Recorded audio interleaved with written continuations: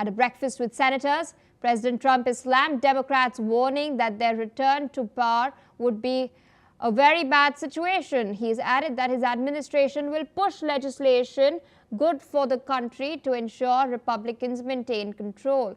Meanwhile, in New York City, Zohran Mamdani made history as the city's first Muslim mayor and its youngest leader in more than a century. In his victory speech, he has issued a direct challenge to Trump, saying that turn the volume up. Meanwhile, in Virginia, Abigail Spanberger became the state's first female governor, while Mikey Sherrill won the governorship in New Jersey. Meanwhile, on the West Coast in California, voters approved a redistricting measure favoring Democrats.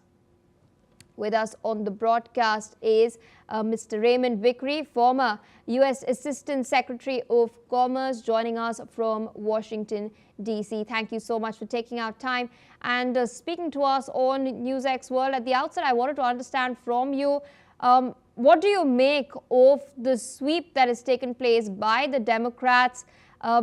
Because a lot of people, some analysts at least, were pointing out that it's a litmus test, while others were arguing that these states are already Democratic strongholds. Well, thanks very much for having me. It was a good night, not only for Democrats and Democratic Party, but for democracy.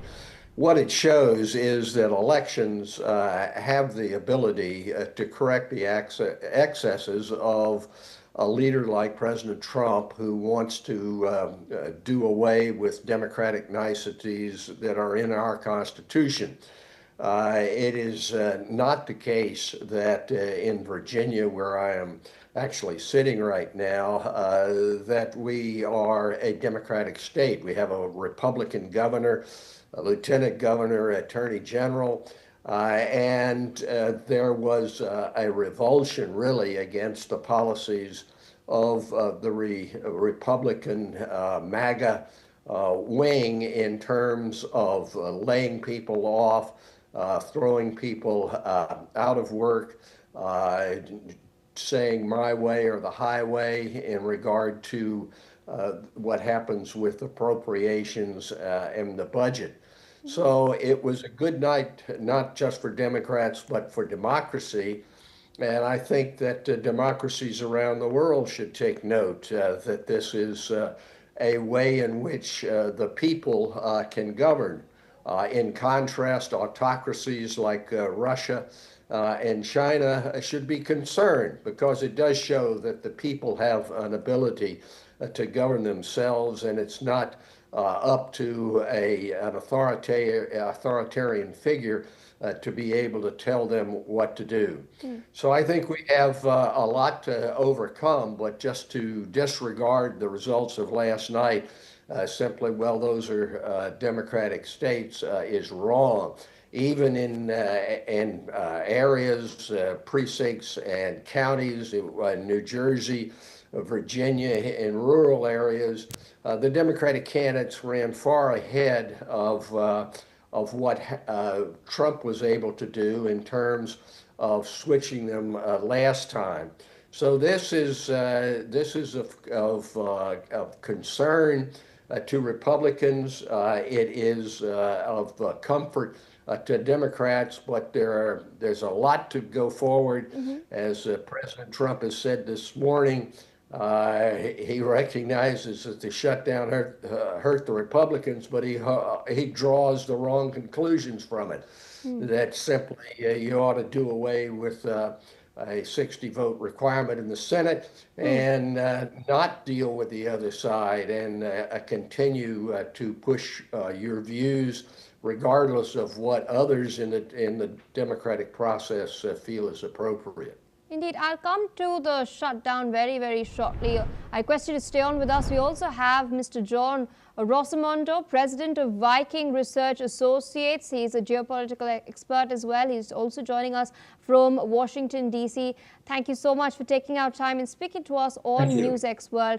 Now, Donald Trump, just about an hour back, had given quite a lengthy reaction to what's transpired today.